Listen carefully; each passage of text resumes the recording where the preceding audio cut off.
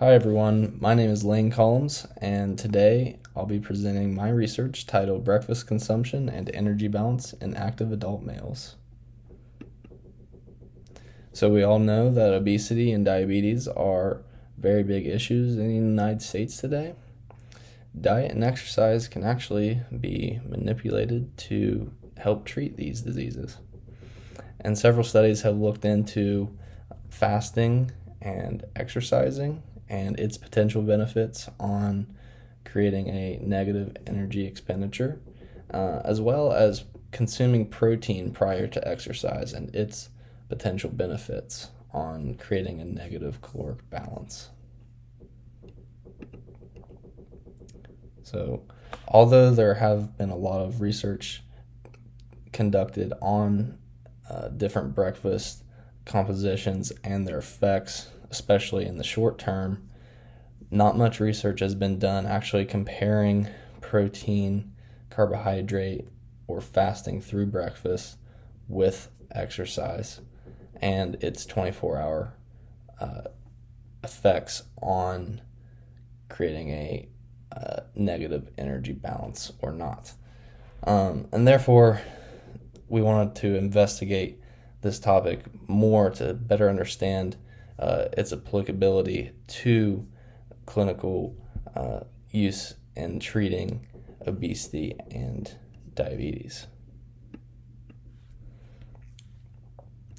Therefore, the purpose of this study was to investigate whether eating breakfast and the composition of that breakfast prior to exercise has an effect on 24-hour energy balance. For our study, we recruited 9 young, healthy, active males, and they were all very active, 30 minutes at least 3 times per week of aerobic exercise. For our trials, we had 4 separate groups. We had a protein with exercise group, a carbohydrate with exercise group, a non-caloric control or fasted with exercise, and a control group, which was carbohydrate with no exercise. We actually found no significant difference between caloric consumption between the 4 trials, and that was both at lunch and at dinner. We found no difference in caloric consumption. As well, we also found no difference between caloric consumption between individual food items at either lunch or dinner meals. The next few slides are just graphical representations of our data.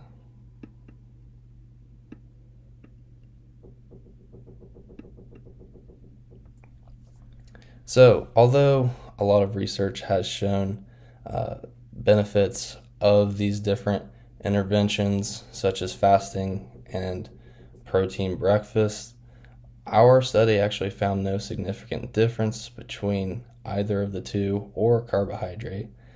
And this just tells us that further research needs to be done looking at these topics, and that will help promote our understanding of this subject and what we can do to better treat obesity.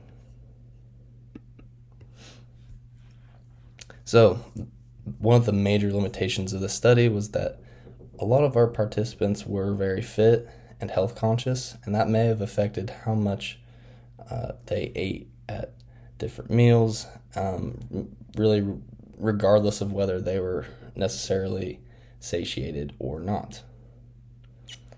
And for future studies, I believe that they should probably look at, or at least consider, reducing the number of these less healthy foods, such as cookies, that we included in our study, and that might promote adherence to the study and maybe elicit better results.